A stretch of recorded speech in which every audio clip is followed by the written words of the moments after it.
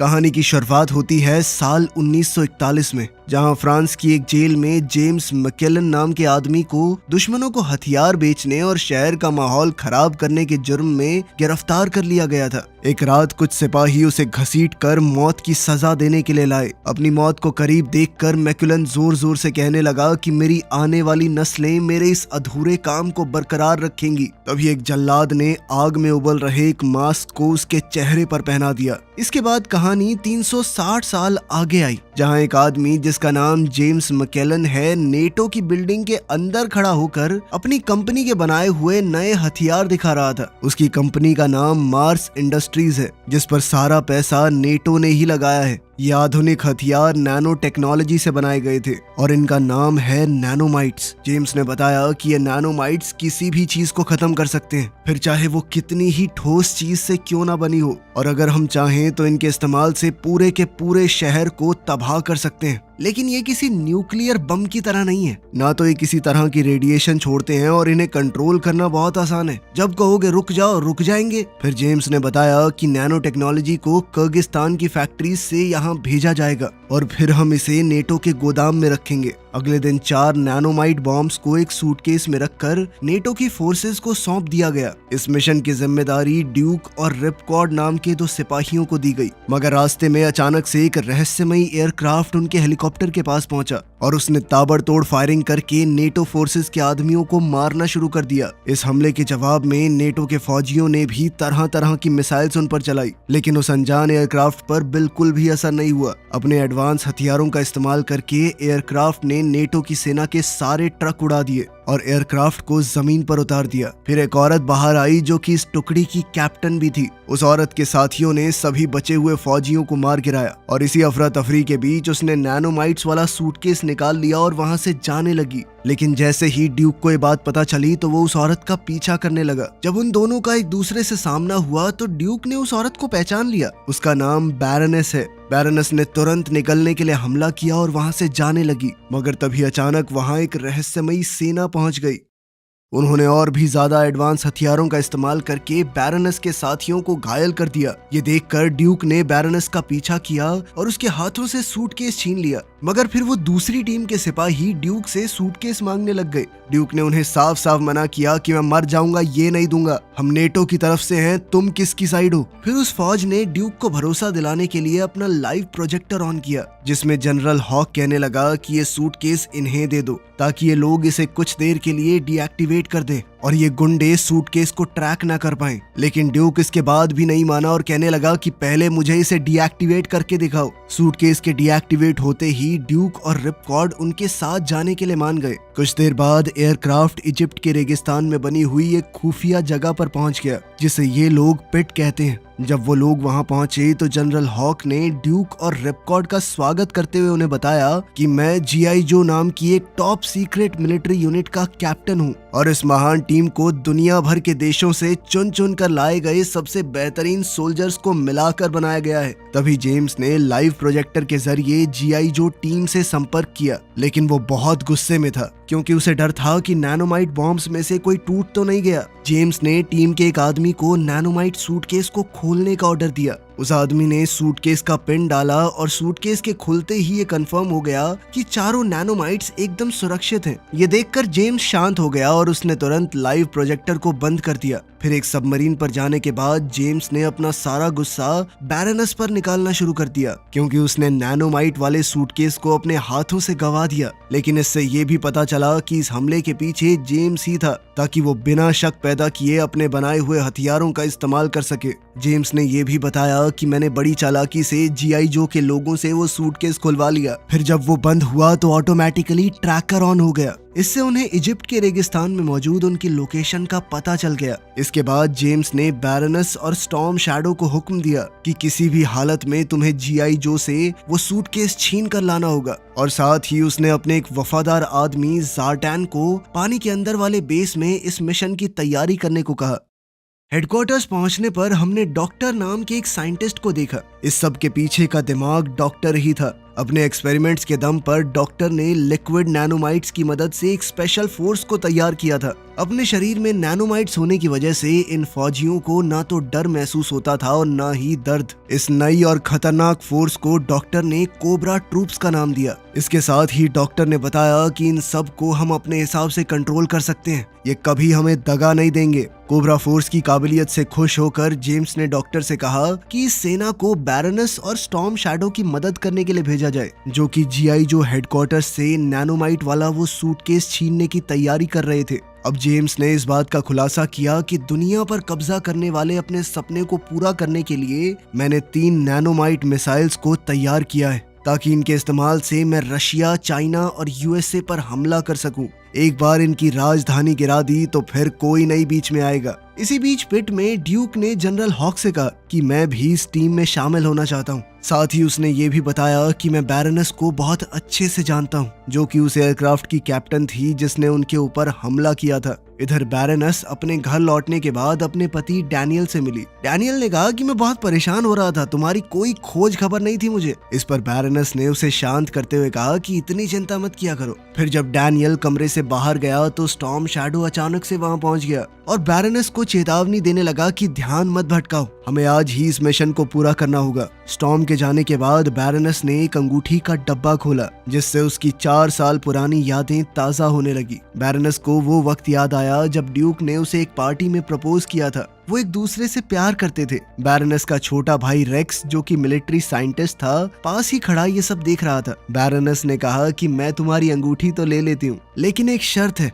कि तुम हमेशा मेरे छोटे भाई रेक्स का ध्यान रखोगे, उसे कुछ भी होना नहीं चाहिए। इसके कुछ समय बाद ही ड्यूक और रेक्स को एक खास मिशन पर भेज दिया गया। तब जाते हुए ड्यूक ने बैरनस से वादा किया कि वो रेक्स का ध्यान रखेगा और उसे सही सलामत घर वापस लेकर आएगा। खैर, यादों का ये सिलसिला टूटा और उधर पिट में हैवी ड्यूटी ने ड्यूक और रिपकॉर्ड को जीआई जो के खतरनाक हथियारों का इस्तेमाल करने की ट्रेनिंग दी। टीम में शामिल होने से पहले उन दोनों को ये दिखाना होगा कि वो इस लायक हैं भी या नहीं।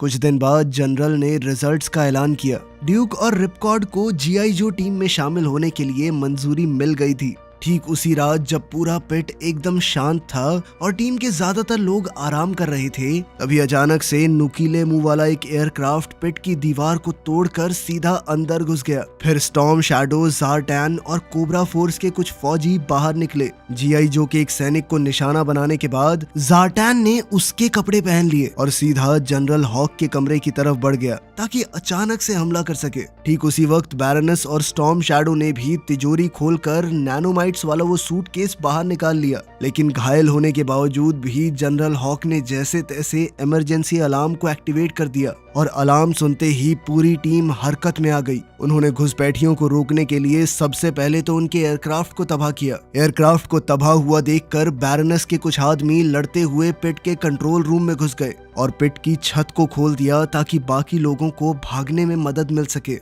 फिर जैसे ही बैरनस और स्टॉर्म शैडो अपने खास सूट्स के पंख खोलकर भागने की तैयारी करने लगे तो ड्यूक ने आगे बढ़कर उनका रास्ता रोक लिया, मगर कोबरा फोर्स का सिपाही तभी पीछे से आया और उसने ड्यूक पर हमला कर दिया। लेकिन खुशकिस्मती से रिपकॉर्ड सही वक्त पर वहां पहुंचा। उसने हमला करने वाले को मार गिराया और अपने साथी ड्यूक की जान बचा ली। पिट के अंदर पूरी तरह अफरा तफरी मच गई। इसका फायदा उठाते हुए बैरनस और स्टॉर्म शैडो पिट से भागने लगे। तभी उनका रास्ता स्नेक आइज ने रोक लिया और स्टॉर्म शैडो उसका सामना करने के लिए पीछे ही रुक गया। लड़ते लड़ते उसे एहसास हुआ कि उसके सामने खड़ा योद्धा कोई और नहीं, उसके बचपन का दोस्त है। इसी बीच बैरनस लिफ्ट के जरिए भागने लगी, लेकिन स्कारलेट ने उसका रास्ता रोक दिया और अब दोनों के बीच भयानक लड़ाई शुरू हो गई। आखिर में स्टॉर्म शैडो अपने एडवांस सूट का इस्तेमाल करके हवा में उड़ने लगा। तभी बैरनस ने भी उसे पकड़ लिया और वो दोनों नैनोमाइट्स वाला सूटकेस लेकर वहां से निकल गए। ऊपर एक एयरक्राफ्ट पहले से उनका इंतजार कर रहा था, जिसमें चढ़कर वो पल भर में वहां से निकल गए।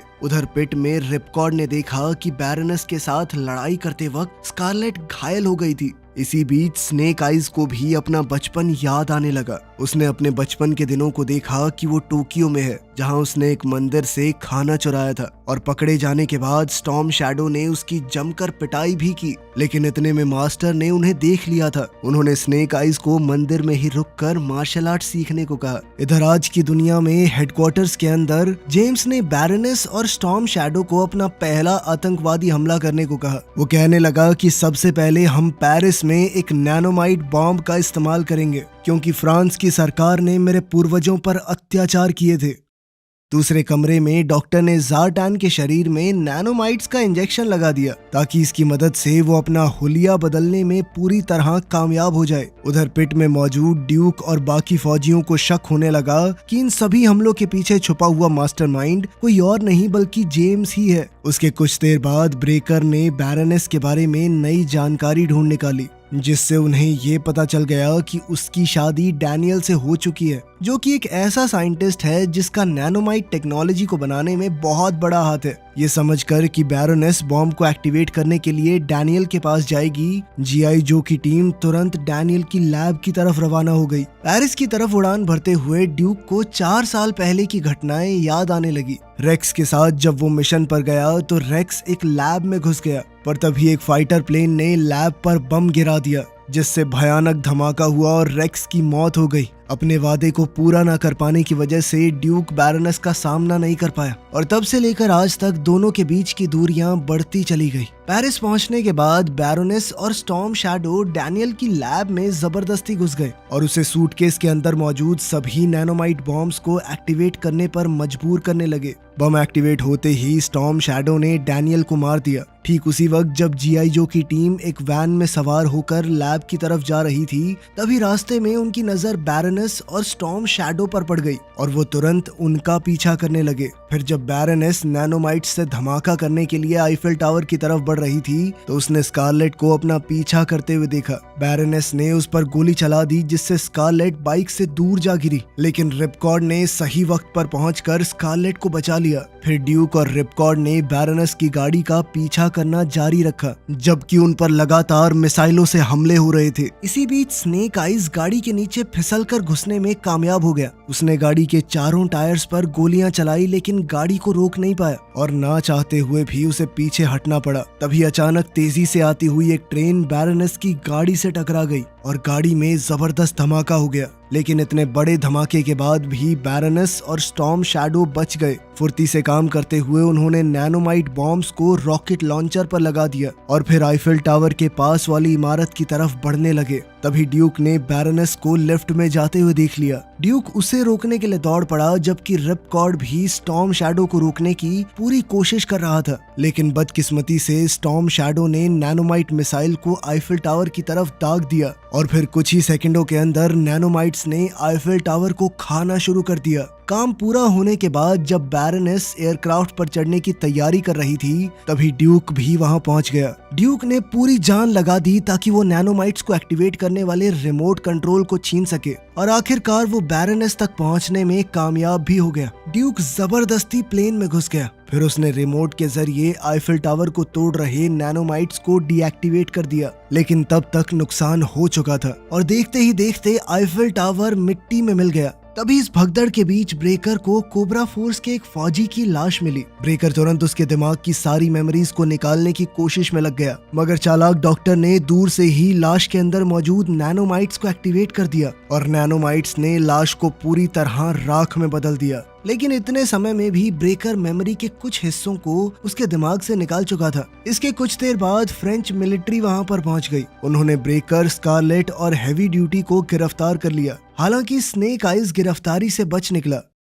पकड़े गए जीआई जो टीम के मेंबर्स को बंदी बनाकर रखा गया। कुछ देर बाद जनरल हॉक उनसे मिलने आया और बताया कि फ्रेंच सरकार को मैंने मना लिया है तुम्हें छोड़ने के लिए। उधर एयरक्राफ्ट के अंदर ड्यूक भी बैरोनेस की गिरफ्त में कैद था। सबसे पहले ड्यूक ने 4 साल पहले हुई घटना के लिए बैरोनेस से माफी मांगी और बैरोनेस को बताया कि रेक्स की मौत के बाद वो उसकी जिंदगी से क्यों गायब हो गया था। वो चाहकर भी कभी उसका सामना नहीं कर पाया। इसी बीच स्टॉर्म शैडो को अपनी बचपन की यादें आने लगी। उसे अपने बचपन की एक लड़ाई याद आई जिसमें स्नेक आइज ने उसे हरा दिया था। साथ ही मास्टर ने भी स्नेक आइज को एक बेहतर योद्धा कहकर उसकी तारीफ की। इससे गुस्से में आकर स्टॉर्म शैडो ने शाओलिन मंदिर छोड़ दिया और अगले दिन जब स्टॉर्म शैडो मास्टर को धोखे से मारकर वहां से भाग रहा था तब स्नेक आइज ने उसे देख लिया था। दूसरी तरफ जीआई जो एयरक्राफ्ट के हवाई अड्डे पर ब्रेकर ने लाश से मिली हुई जानकारी अपनी टीम को दी, जिससे उन्हें जेम्स के हेडक्वार्टर की लोकेशन का पता चल गया।